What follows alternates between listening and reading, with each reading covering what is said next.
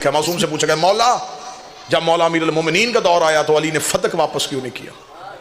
جواب امام میں اتنی وسعت ہوتی ہے کہ دوسرے سوال کی نوبت ہی نہیں آتی۔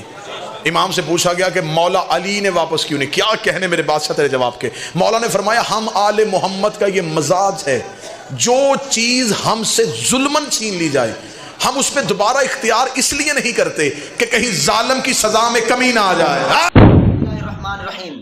ناظرین، آپ نے یہ اس ذاکر کی تقریر سماعت کی، اس سے یہ سوال کیا گیا کہ اگر باغ فدق حضرت فاطمہ الزہرا رضی اللہ تعالی عنہ کا حق تھا تو جب حضرت علی المرتضیٰ رضی اللہ تعالی عنہ خلیفہ بنے تو انہوں نے باغ واپس حضرت فاطمہ الزہرا یا ان کے اولاد کو کیوں نہیں دیا؟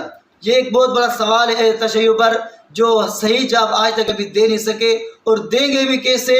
حق تو وہی تھا جو اہل سنت کہتی ہے۔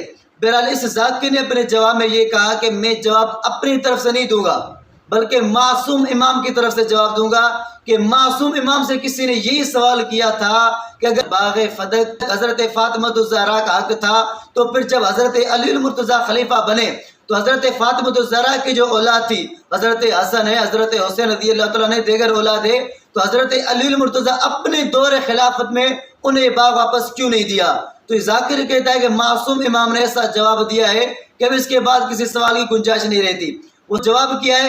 جواب یہ دیا ہے کہ معصوم امام صاحب نے فرمایا کہ ہم اگر ان سے باغ فدق حضرت علی المرتضیٰ حضرت فاطمہ کے اولاد کو واپس دے دیتے تو پھر جنہوں نے گناہ کیا تھا ان کے گناہ میں کمی آ جاتی، بلکہ ہم اسی طرح چھوڑ دیتے ہیں تاکہ ان کو گناہ ملتا رہے۔ یہ انہوں نے اس کا جواب دیا ہے، لیکن میرا پھر اس معصوم امام کے جواب پر بھی سوال بنا۔ حقیقی بات تو یہی ہے کہ نہ معصوم سے سوال کیا گیا اور نہیں معصوم نے یہ جواب دیا، چونکہ معصوم کا عقیدہ بھی شیعہ معصوم کہتے ہیں، ان کا عقیدہ بھی وہی تھا جو حضرت ابوبکر صدیق رضی اللہ تعالیٰ عنہ کا تھا۔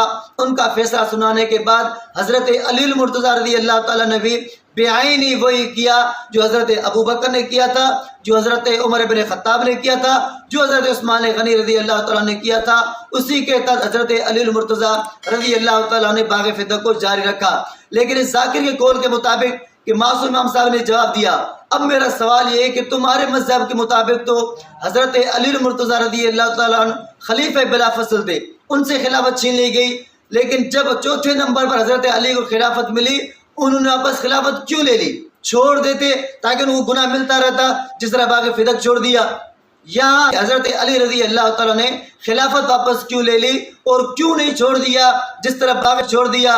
باغ کے چھوڑنے میں ان کو یعنی شیخین کو یا خلفائے ثلاثہ کو گناہ مل رہا تھا تو خلافت بھی نہ لیتے تاکہ قیامت تک ان کو گناہ ملتا رہتا، لیکن صحیح بات یہی ہے کہ نہ ان سے خلافت چھینی گئی، چوتھے نمبر پر ان کو خلافت تھی جو انہیں ملی۔ اسی طرح رسول اللہ صلی اللہ علیہ وسلم کے میراث جاری نہ ہونے کی وجہ سے سیدہ رضی اللہ تعالیٰ عنہ کا ذاتی حق نہیں تھا، اسی وجہ سے حضرت علی المرتضیٰ رضی اللہ تعالیٰ عنہ نے بھی اپنے دور خلافت میں حضرت فاطمہ الزہرا رضی اللہ تعالیٰ عنہ کے اولاد میں سے کسی کو نہیں دیا۔